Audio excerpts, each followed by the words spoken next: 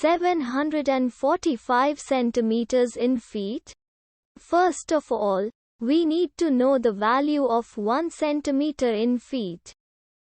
It's always 1 centimeter equals 0.03280839895 feet. Now we have to multiply 0.03280839895 by 745.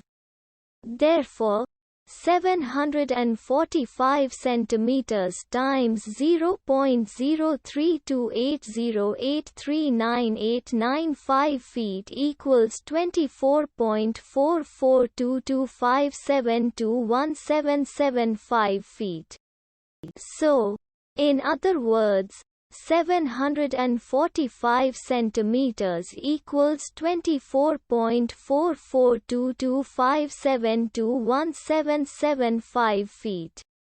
We hope you have enjoyed this video. Please like and subscribe to our channel for more videos like this.